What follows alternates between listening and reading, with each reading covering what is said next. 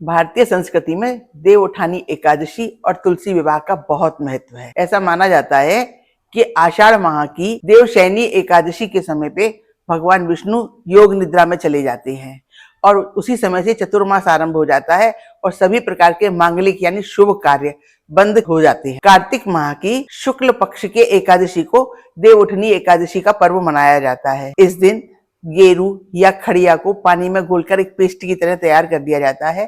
घर के पूजा स्थल या घर के आंगन में एक अल्पना बनाई जाती है, यानी एक चित्रकारी उससे बनाई जाती है, जिसमें एक बाउंड्री खींची जाती है।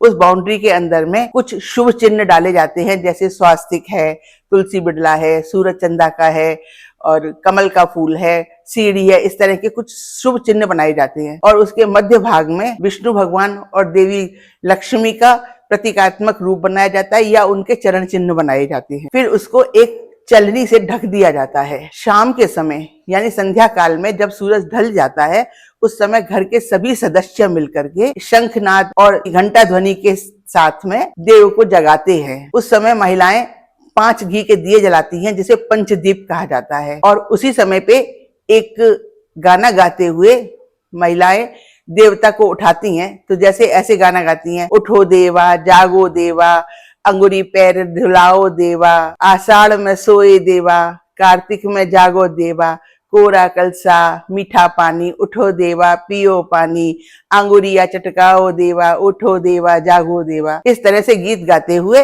वो जो उल्टी रखी हुई चलनी होती है उसको सीधी कर देती हैं, हटा देती है वहां से, और ये माना जाता है कि भगवान विष्णु योग निद्रा से जाग गए हैं। उसके पश्चात उनको प्रसाद चढ़ाया जाता है, जिसमें मिठाई, फल, सिंघाड़ा, मूली, गन्ना, इन सबको प्रसाद के रूप में उनको अर्पित किया जाता है। इस पर तुलसी पत्र रख दिया जाता है। तब घर के सभी सदस्य मिलकर के भगवान का स्वागत हेतु भजन और कीर्तन करते हैं। इसके पश्चात दूसरे दिन सालेग्राम, जो कि विष्णु का ही एक दूसरा रूप है, उसके साथ तुलसी का विवाह किया जाता है। बहुत ही धूमधाम से ये विवाह संपन्न होता है।